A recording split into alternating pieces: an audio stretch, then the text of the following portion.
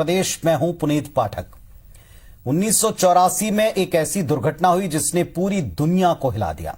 Bhopal gas त्रासदी विश्व की सबसे बड़ी औद्योगिक दुर्घटना साबित हुई। वक्त गुजरता गया, यूनियन कार्बाइड का जहरीला वेस्ट बीते 40 सालों से भोपाल के सीने पर सबसे खतरनाक दाग बना रहा। लंबी अदालती प्रक्रिया चली, जिसके बाद अब इसके निष्पादन के लिए एक स्थायी समाधान की तरफ कदम बढ़ाए गए।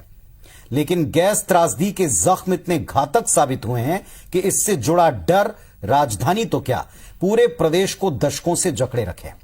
वही डर, उसी से जुड़ी आशंका, उसी से उठे सवाल कुछ लोगों के विरोध की वजह बने हुए हैं। विरोध बड़ा तगड़ा होता जा रहा है। आरोप यह भी है कि कुछ लोग इस डर की आड़ में अपना सियासी स्कोप ढूंढ रहे हैं। कुल मिलाकर भोपाल गैस कांड के कचरे के स्थायी समाधान के इस अंतिम चैप्टर में क्यों है विरोध का व्यवधान? क्या यह सियासी है? फेस टू फेस इस पर लोगों से चर्चा की आवश्यकता है। वो करने वाले हैं। पहले आपको एक रिपोर्ट दिखाते हैं।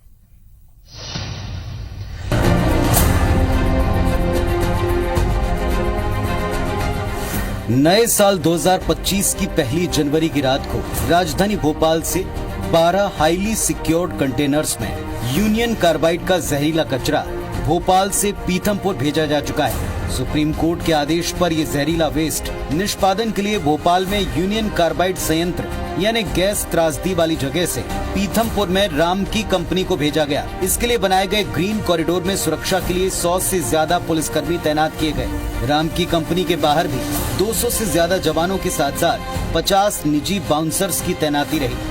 भोपाल से निकला यूनियन कार्बाइड का कचरा अब आखिरी में पीथमपुर पहुंच ही चुका है। पीथमपुर वेस्ट मैनेजमेंट कंपनी में इस कचरे का निपटान होना है और यहां पर लगभग 12 कंटेनर में भरकर विशेष सुरक्षा के बीच इस कचरे को लाया गया है। इस कचरे को लाने के लिए भोपाल से पीथमपुर तक ग्रीन कॉरिडोर बनाया गया था। हालांकि सुबह 4:30 बजे यहाँ पर कचरा पहुंचने के बाद अब अंदर उसकी प्रोसेस शुरू की जाएगी और हाईकोर्ट की जो टीम बनाई गई है उसकी निगरानी में इस कचरे का निष्पादन करने की प्रक्रिया को शुरू किया जाएगा। बीते 40 सालों से राजधानी में पड़े यूनियन कार्बाइड के कचरे के भोपाल से पीथमपुर पहुंचने के साथ ही इसे लेकर शंका और विरोध के स्वर तीखे हुए, जिस पर प्रदेश के मुख्यमंत्री ने भरोसा दिलाया कि सरकार को जनता की फिक्र है। साथ ही नसीहत भी दी कि कुछ लोग ऐसे मुद्दों पर सियासत न करें। माननीय उच्चतम न्यायालय ने सभी रिपोर्ट के गहन परीक्षण के पश्चात ही आगे बढ़ने के लिए और उसे नष्ट करने के लिए हमें निर्देशित किया। चीफ सेक्रेटरी को बताया गया था कोई भी रिएक्शन, कोई भी नुकसान, नकारात्मक परिणाम नहीं आए। लेकिन मुख्यमंत्री के आश्वासन और समझाइश के बावजूद पक्ष के नेताओं ने इस पर चिंता जाहिर की है। जब तक इस बात का क्लियरेंस नहीं हो कि इसका असर कितना होगा, तब तक ये कचरा डिस्पोजल नहीं होना चाहिए। मैंने और भी जनप्रतिनिधियों से बात की, सबसे मैंने आग्रह किया कि इसको आप लोग आगे बढ़ के इसको थोड़ा डील करो। विस्तृत चर्चा उस बात की होना चाहिए कि वहाँ लगा हुआ संयंत्र क्या इतना ठीक तरीके से उस कचरे को जलाएगा कि बाद में पर्यावरण पे उसका असर नहीं होगा। जनता के विचारों के साथ सरकार है, कोर्ट में जनता का पक्ष भी जाएगा और हम भी जनता के लोगों के साथ हैं, ये मैं खाली आश्वस्त करना चाहता हूँ। वैसे 1984 में हुए भोपाल गैस कांड का हर हिस्सा विरोध और भारी क्षति से भरा रहा। भोपाल वासियों के लंबे संघर्ष के बाद अगस्त 2004 से दिसंबर 2024 तक चली लंबी अदालती प्रक्रिया से होते हुए अब इस जहरीले कचरे के निष्पादन के लिए कोई ठोस कदम उठाया गया। कचरा भोपाल से पीथमपुर तक पहुंचाया जा चुका है। आसपास के इलाके के लोग इसके विरोध में हैं, जिनको सरकार ने आश्वासन दिया है कि सब कुछ ठीक होगा, सरकार उनके साथ है। पर सवाल ये, क्या इस आश्वासन के सहारे लोगों का इस भीषण त्रासदी से उपजे कचरे के प्रति डर खत्म होगा? सवाल ये भी, क्या वाकई इस विरोध की आंच पर कोई सियासी रोटियां सेंक रहा है? अंशुल मुकाती, IBC 24, इंदौर। तो कचरे के निष्पादन के लिए भी 40 साल यानी 4 दशक तक इंतजार किया है भोपाल के लोगों ने। इस कचरे का जमीन पर, इस कचरे का भूमिगत जल, अंडरग्राउंड वाटर लेवल जो है, इस पर कितना जहरीला असर पड़ा है, इसको लेकर कई सालों से कई सारी रिसर्च की जाती रही है। भोपाल के लोगों ने जो झेला है, जिस त्रासदी को झेला है, वो केवल उन व्यक्तियों तक, उस रात तक सीमित नहीं रहा, बल्कि उनकी अगली पीढ़ियों तक इसका जहर और उसका असर देखा गया। अब जबकि कचरा पहुंचा है निष्पादन के नाम पर पीथमपुर, तो वहां के लोगों का ये डर, वहां के लोगों की ये शंका पूरी तरह से निर्मूल नहीं है, लेकिन इसका निष्पादन भी उतना ही जरूरी है। और एक लंबी प्रक्रिया के बाद अगर ये कंपनी, अगर ये तरीका और अगर वो जगह चुनी गई है, तो क्या ये पूरी तरीके से सोच समझ कर नहीं होगी? ये सवाल उठा। क्या कुछ लोग इस बात का, इस डर का, लोगों की इन शंकाओं का फायदा उठा रहे हैं अपने सियासी फायदे के लिए? हर एक पहलू पर बातचीत बहुत जरूरी है। बातचीत से हल निकलते हैं और केवल मुट्ठियां तानकर विरोध करने से क्या कोई सियासी तौर पर इसका लाभ लेने की मंशा रखता है? इस पर हम खुलकर बात करेंगे। एक पैनल है हमारे साथ में, बड़े ही वरिष्ठ लोगों का है, इस पहलू से, इसके हर एक पहलू से जुड़े हुए लोगों का है, जो समझदार भी हैं, ज़हीन भी हैं और साथ ही साथ इसके अच्छे बुरे असर को समझते हैं। पैनल आपके सामने डॉक्टर सुभाष सी पांडे साहब हैं, वरिष्ठ पर्यावरणविद हैं, उनको नमस्कार करता हूं। डॉक्टर सुभाष पांडे जी नमस्कार, स्वागत है आपका। इसके साथ साथ रिटायर्ड सीनियर प्रोफेसर साहब हमारे साथ में जुड़े हुए हैं, डीडी अग्रवाल साहब। अग्रवाल साहब को भी मेरा नमस्कार है। Doctor Santosh ji assistant professor हैं आप केमिस्ट्री के, चूंकि केमिकल वेस्ट है, उनका भी मैं यहां मंच के ऊपर स्वागत करता हूं। राजेश चौधरी साहब हैं पीथमपुर बचाव समिति से, जो इस पूरे कचरे के निष्पादन को लेकर डर है, भय है, विरोध है, इन सबको अच्छी तरह से जान रहे हैं, समझ रहे हैं। आप सबका इस मंच पर स्वागत है। सबसे पहले यहां इस पूरे पैनल में जो हमको पीथमपुर से बचाव समिति के व्यक्ति जुड़े दिख रहे हैं, मैं उनसे चर्चा की शुरुआत करूंगा। राजेश चौधरी साहब, 40 साल का इंतजार, एक फाइनल कंक्लूजन पर अगर देश की सुप्रीम अदालत पहुंची है, सरकार संवेदनशीलता से जिस मसले को देखती रही है, बड़ी प्रॉब्लम है उनकी, पहली प्रॉब्लम है उनकी, क्या आपको लगता है कि बिना सोचे समझे हो रहा होगा? जो वर्तमान में विरोध हो रहा है, क्या प्रॉपर समझाया नहीं गया? कैसे देखते हैं आप इसे? ये जो पूरा मामला है यूनियन कार्बाइड का, 10 साल तक तो इसमें कुछ हुआ नहीं। 2004 में आलोक प्रताप सिंह ने एक याचिका माननीय उच्च न्यायालय में दायर की थी। उस याचिका के बाद में नीरी, जो राष्ट्रीय पर्यावरण से संबंधित जो काम देखती संस्था, और एक ग्रीन पीस संस्था, इन्होंने वहां का अवलोकन किया और ये पाया कि भोपाल के आसपास यूनाइटेड कार्बाइड का और आइसोसाइड मिथाइल का जो रिसाव हो रहा है, वो उसके बहुत गंभीर दुष्परिणाम आ रहे हैं। तो इसके बाद धीरे धीरे जब चलते हुए ये कोर्ट वगैरह में सब पूरा मामला चला और इस कचरे को गुजरात, महाराष्ट्र, यहाँ तक कि जर्मनी में जब जाना था तो जर्मनी जैसे देशों ने भी छोटे से विरोध के बाद इस कचरे को वापस लेने से मना कर दिया। अब उन सब सारी प्रक्रियाओं से गुजरने के बाद एकमात्र केवल पीथमपुर इसलिए इस कचरे को लाया जा रहा है कि ट्रांसपोर्टिंग की दृष्टि से सबसे सुगमता और पास वाली जगह है, इसलिए इस कचरे का निष्पादन यहाँ किया जा रहा है। लेकिन एक बात आप भी समझेंगे जरूर साहब कि बाकी सबकी ये सीधी सीधी समस्या नहीं है। अगर कोई इसे रिफ्यूज करता है तो उनके यहां ये कचरा नहीं पड़ा हुआ है, उनके अपने प्रदेश का ये कचरा नहीं है, ये कचरा अपने प्रदेश का था, ये कचरा अपने प्रदेश में एक ज्वलंत समस्या 40 सालों से बना हुआ है। आता हूं, लेकिन आपने जो पॉइंट उठाया उसमें दम है, उसके पहलू भी समझ लें। डॉक्टर सुभाष, आपको क्या लगता है?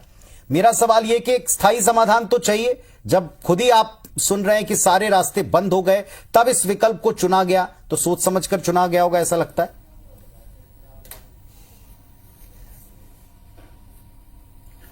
नहीं, जो पैनल पे बैठी साथी हैं वो तथ्यों से वाकिफ नहीं है और इसीलिए ये बड़ा विचित्र बात है। ये मेरे सामने ये रिपोर्ट पड़ी हुई है, देखिए ये रिपोर्ट, ये लेटर है, वो लेटर अपने आप में वो जर्मनी की एजेंसी के द्वारा मध्य प्रदेश शासन को लिखा हुआ लेटर है और उसमें वो कह रहे हैं 2012 में कि हम 9 करोड़ रुपए में, 9 करोड़ 75 लाख रुपए में पूरा इंसिनरेशन साफ कर देंगे और जर्मनी में हम ले जाकर इसको पूरा इंसिनरेशन करेंगे। जब जर्मनी की जो इंडस्ट्री है उसका लेटर ही है, एक्सेप्टेंस लेटर है, तो इससे पता चलता है कि पैनल में बैठे हुए लोग जो हैं वो अपडेट नहीं है, जानकारियां उनके पास नहीं है। और इस तरह के र्यूमर के उड़ने के पीछे का जो बेस है, एक प्रिंट मीडिया है, उसकी एक मूर्खतापूर्ण रिपोर्ट है और उस रिपोर्ट के कारण ये सारा बवंडर और जनता के बीच जो भय पैदा किया गया। जबकि वास्तविकता ये है कि 2015 में सुप्रीम कोर्ट के डायरेक्शन के बाद जो ट्रायल रन किया गया था उसमें सेंट्रल पॉल्यूशन कंट्रोल बोर्ड, जो अपेक्स अथॉरिटी होती है, उसकी निगरानी में जो 10 टन कचरे का जो उसका जो इम्पैक्ट देखा गया, वो सॉइल पर इम्पैक्ट देखा गया, वाटर बॉडीज पे देखा गया, एयर इम्पैक्ट देखा गया, और उस पूरे की रिपोर्ट जब सुप्रीम कोर्ट के सामने रखी गई और जब ये बताया गया कि ये पूरा सेफ है और सिक्योर इंसिनरेशन हो रहा है, इसके बाद सुप्रीम कोर्ट ने ये अपना कंसेंट दिया और हाई कोर्ट ने फाइनल ऑर्डर पास किया है। ये इस तरह की बातें फैलाना दरअसल क्या, एक मीडिया की रिपोर्ट के कारण जनता को जबरदस्ती परेशानी होना पड़ रही है। मैं आपको बताना चाहता हूं कि हैजार्डस वेस्ट के मैनेजमेंट के रूल्स हैं, सेंट्रल गवर्नमेंट के बने हुए हैजार्डस वेस्ट मैनेजमेंट रूल्स 2016, और उसके तहत मध्य प्रदेश और छत्तीसगढ़ राज्य में केवल एक ही एजेंसी है, रामकी इन्वायरो इंजीनियरिंग लिमिटेड, और उसके द्वारा हैजार्डस वेस्ट जो है उनका इंसिनरेशन किया जाता है। मध्य प्रदेश और छत्तीसगढ़ में 150 इंडस्ट्रीज हैं जिनका वेस्ट जो है वो जो यूनियन कार्बाइड से निकलने वाला जो सेविन प्रोडक्ट का जो वेस्ट है उससे कहीं ज्यादा हैजार्डस है। जब ज्यादा खतरनाक जो सारे हैं उनका वेस्ट का मैनेजमेंट इंसिनरेशन हो रहा है, तो उसको तो कोई नहीं देख रहा है। तीन बातें अभी पांडे जी ने, डॉक्टर साहब ने यहाँ क्लियर की हैं। थोड़ा सा समय कम है, पैनल पर लोग ज्यादा हैं। उन्होंने जो कहा, देखिए इसलिए आप सारे पक्ष IBC 24 पर इस मंच पर सामने, ताकि क्रिस्टल क्लैरिटी से आपके सारे फैक्ट्स रखे जाएं। पहली बात कि जो ये रिपोर्ट दी गई थी वो भ्रामक थी, किसी एक व्यक्ति ने गलत रिपोर्ट दी, इससे डर फैला। दूसरी बात कि जिस कंपनी का चयन हुआ है सोच समझकर हुआ है। 150 इंडस्ट्री का जो खतरनाक कचरा निष्पादित करते हैं उस इकलौते विकल्प को यह दिया गया है। और फिर मैं कहूंगा कि एक लॉजिक से सोचते हुए मैंने कहा कि अगर इतनी लंबी प्रक्रिया के बाद देश की सुप्रीम अथॉरिटी ने कुछ तय किया है तो कुछ तो लॉजिक होगा इसमें। अग्रवाल साहब, आप क्या सोचते हैं इस पर? इस विरोध को भी कैसे देखते हैं, इस डर को आप कैसे देखते हैं, और जो अभी बातें पांडे जी ने की उस पर भी बात रख सकते हैं? देखिए, जहां तक बात डर की है उसमें डर ज्यादा है, फैलाया हुआ ज्यादा है। देखिए, जो नुकसान होना था वो जब गैस लीक हुई थी उसी के साथ हो गया। उसके बाद जो है उसका कोई नुकसान नहीं है, क्योंकि अगर उस समय भी सोडियम हाइड्रोक्साइड एल्कली का स्प्रे हो जाता तो ये गैस ही रिलीज नहीं होती। लेकिन जो भी हुआ उस समय हो गया। लेकिन आज की डेट में जो वेस्ट पड़ा हुआ है उस वेस्ट को, क्योंकि उसमें नेप्थॉल्स हैं, कुछ हाइड्रोकार्बन है, कुछ स्मॉल पेस्टिसाइड्स हैं, तो उसको इंसिनरेशन से आसानी से जो है नष्ट किया जा सकता है। उसमें कहीं से कहीं तक कोई दिक्कत नहीं। और इंसिनरेशन के बाद उसका कोई इम्पैक्ट ना ग्राउंड वाटर पे होगा, ना सॉइल पे होगा, ना आपका एयर में होगा। एक कितनी बेहतर बात अभी यहां की है चौधरी साहब, मैं आपसे लूंगा बाद में कमेंट। उन्होंने कहा कि ऑलरेडी 2015 में इसका एक अंश वहां डिस्पोज ऑफ करके देखा गया है, प्रैक्टिकली देखा गया, जैसा भी बता रहे थे वरिष्ठ पर्यावरणविद कि बाकायदा इसे टेस्ट करके देखा है। इसके बाद ही कोई फैसला हो सकता है, इतना बड़ा निर्णय हो सकता है आखिरकार। दूसरा, ये किसी दूसरे की प्रॉब्लम नहीं, ये आपके अपने प्रदेश की प्रॉब्लम थी जिसको कभी ना कभी तो आपको सॉर्ट करना है। एक और डॉक्टर साहब हमारे साथ बचे हैं, केमिस्ट्री को लेकर के आपका लंबा रिसर्च है। डॉक्टर संतोष अंबोरे जी असिस्टेंट प्रोफेसर हैं केमिस्ट्री के MBM कॉलेज के, मैं उनके पास भी जाऊंगा।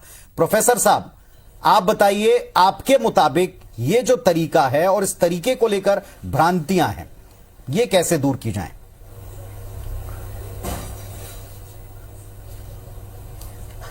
जी, सबसे पहले मैं ये कहना चाहूँगा कि ये जो अभी बात हो रही है, इसमें जो भ्रांतियां हैं या जो डर है, इसका कारण कहीं ना कहीं ये है कि तथ्यों की जानकारी निश्चित रूप से या तो हमको कम है या फिर है ही नहीं। जैसे अभी पांडे साहब ने बताया कि ये जो कंपनी है, राम की कंपनी है पीथमपुर की, इसमें केवल यूनियन कार्बाइड के ही कचरे का निपटान नहीं होना है, पूरे प्रदेश का बल्कि दूसरे प्रदेशों से भी कचरे का निपटान होता है, होता रहा है। और 2004 में भी ये यूनियन कार्बाइड के कचरे पर बात हुई थी कि इसका निपटान किया जाए, बस किसी कारण से वो आगे नहीं हो पाया। और अभी एक बहुत बड़ी बात जो हुई कि 2015 में इसकी टेस्टिंग भी की जा चुकी है। और थोड़ा सा मैं बताना चाहूंगा कि जो इंसिनरेटर में प्रक्रिया होती है हैजार्डस वेस्ट को खत्म करने की, वो 12,000 डिग्री सेंटीग्रेड में की जाएगी। और इसमें भी अभी भी ये है कि हम पहले टेस्टिंग करेंगे, ट्रायल 10-10 किलो का हम ट्रायल करेंगे और उसके बाद उसकी स्टडी की जाएगी कि क्या इसके साइड इफेक्ट हो रहे हैं या नहीं हो रहे हैं, जिसकी संभावना बिल्कुल नगण्य है। और यदि ऐसा कुछ होता है तो इमीडिएट इसे रोक भी दिया जाएगा। तो जितना मैं समझ पा रहा हूं ये पूरी तरह से सिक्योर है, पूरी निगरानी में किया जा रहा है, इससे कोई खतरा नहीं होना चाहिए। यदि होता है तो उसको उसी समय इसको रोका जाएगा। हाई कोर्ट को इसकी रिपोर्ट भेजी जाएगी कि इससे क्या इसके साइड इफेक्ट हो रहे हैं या हेल्थ के लिए कितना हजार्डस हो सकता है। डॉक्टर पांडे, आगे की प्रक्रिया को लेकर मेरा ख्याल है कि आप भी थोड़ा इस पर लोगों को बताएं, आगे की प्रक्रिया कैसी रहने वाली। जैसा भी केमिस्ट्री के प्रोफेसर साहब बता रहे हैं, आप थोड़ा बताएं आगे की प्रक्रिया, इसके स्टेप्स क्या रहने वाले।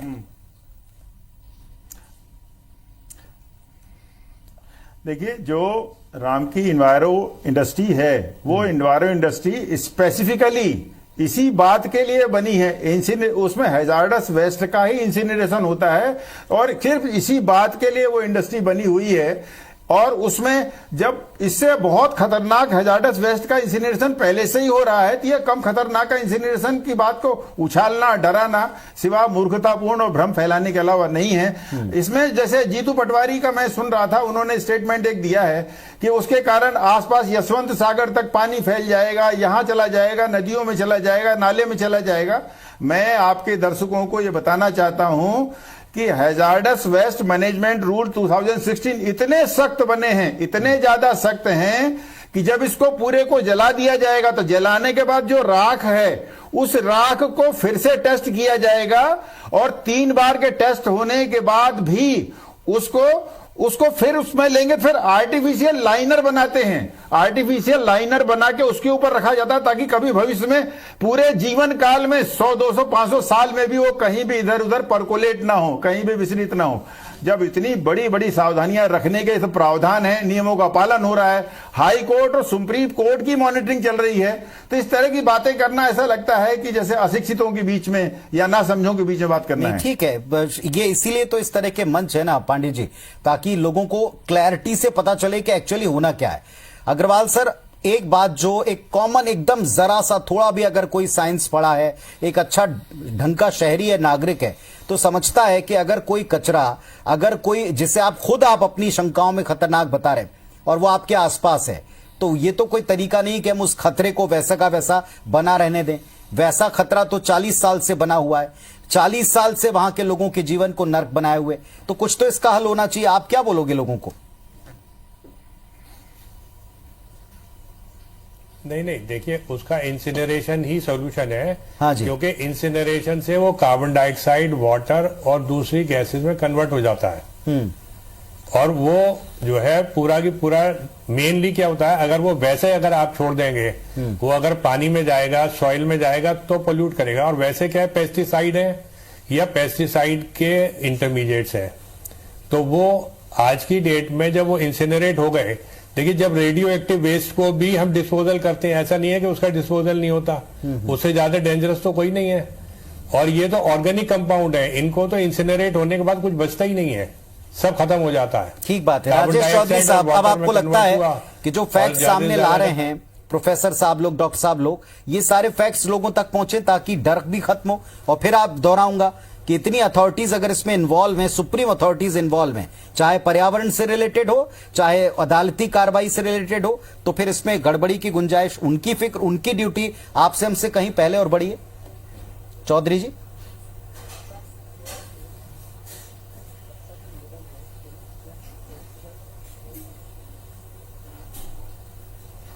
जी, संभवतः शायद मेरी आवाज चौधरी जी तक नहीं जा पा रही, या चौधरी जी का संपर्क फिलहाल अच्छे से जुड़ा नहीं। लेकिन डॉक्टर संतोष अंबोरे जी, मैं आपसे भी रिक्वेस्ट करूंगा कि आप इसके फैक्ट्स कुछ सामने रखें, इसके केमिकल प्रोसेस के बारे में थोड़ी जानकारी आसान शब्दों में बताएं ताकि लोग क्लैरिटी प्राप्त कर सकें।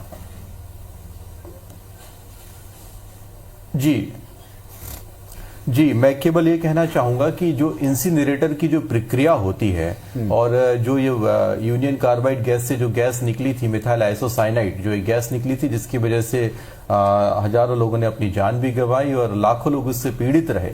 इसका जो अभी कचरा है, जब हम इंसिनरेटर की बात कर रहे हैं तो इसमें ये जो प्रोसेस होती है, बायोडिग्रेडेशन की प्रोसेस होती है, वो इतने हाई टेम्परेचर पर होती है कि उसके बाद कुछ भी बचना संभव नहीं होता है। इतने हाई टेम्परेचर पर यदि इस कचरे का निपटान किया जा रहा है तो कोई संभावना ही नहीं है कि उससे कोई इन्फेक्शन हो या कुछ उसके साइड इफेक्ट हो। इसके अलावा ये भी बात आ रही है कि इसका जो धुआं निकलेगा, इसकी जो ऐश होगी, जो राख होगी, उसकी भी हम टेस्टिंग करने वाले हैं। और इस फैक्ट को भी हमें याद रखना पड़ेगा कि 2015 में हम ऑलरेडी 10 10-10 किलो का हम ये टेस्ट कर चुके हैं जो डेंजरस वेस्ट है। ये सारी बातें सुनने के बाद मैं फिर जाऊंगा राजेश जी के पास। राजेश जी, अगर आप मुझे सुन पा रहे हैं, अपनी बात रखिए। आपको लगता है ये सारे फैक्ट्स पहुंचे हैं, ये सारे फैक्ट्स, ये सारी बातें पहुंची हैं?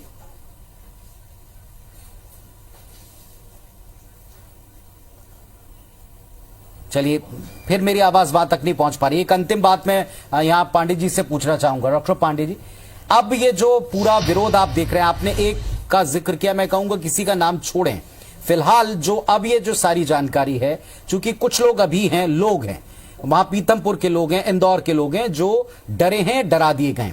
इसके पीछे कुछ पॉलिटिकल इन्वॉल्वमेंट्स जरूर हो सकते हैं, लेकिन उन सारे लोगों तक ये जानकारियां पहुंचाने के लिए क्या पहले से किसी मुहिम या प्रयास की जरूरत आप देखते हैं वो हुआ है?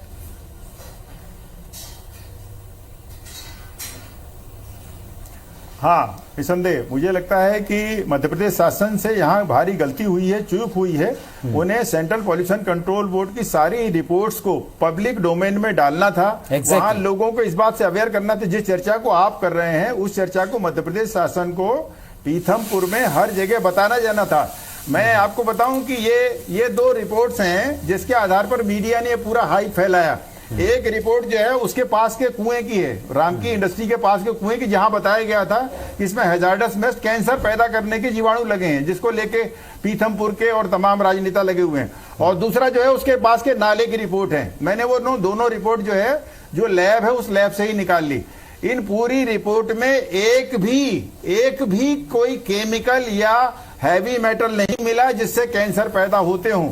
जब नाले या कुएं में एक भी केमिकल नहीं मिला, तो ये पब्लिक को बताया जाना चाहिए था सरकार के द्वारा कि भाई ये रिपोर्ट है और ये साफ साफ रिपोर्ट, इसमें कुछ भी ऐसा नहीं है कि जो बातें जो है नुकसान करती। सारे एक्सपर्ट आपके सामने हैं कि इंसिनरेटर में जी, पहले वक्त से ही लिमिटेड है सर, नहीं तो और इस चर्चा को हम आगे इंडस्ट्री डिटेल में ले जाते, चूंकि बड़ा गंभीर विषय है। कई सालों से हमने इस दुर्घटना, उसके सारे एक्सपर्ट्स पर ढेर सारी डिबेट्स की, फैसले पर डिबेट की, उस पर हो रही राजनीति पर डिबेट की, लेकिन आज की चर्चा, आज का ये फेस टू फेस सबसे इंपॉर्टेंट मेरे लिए भी है कि हमको भी समझ में आता है कि एक्चुअली इतना बड़ा, हम सिर्फ एक लॉजिक लेकर चले थे कि अगर ये फैसला हुआ है तो जाहिर है कि इसके हर पहलू को सोचकर हुआ होगा। इसकी जानकारी सही और ज्यादा डिटेल में अगर लोगों तक पहुंचे तो संभव था वो इस बात को समझ पाएंगे कि ये स्टेप, ये अंतिम चैप्टर कितना जरूरी है और जल्दी से जल्दी प्रक्रियागत समय के अंतर्गत हो जाए तो ही बेहतर है। फिलहाल मैं आप सबका धन्यवाद दूंगा कि आपने अपने एक्सपर्टाइज और आपने अपने कमेंट से इसे थोड़ा क्लियर किया, लोगों के लिए आसान बनाया। धन्यवाद, नमस्कार।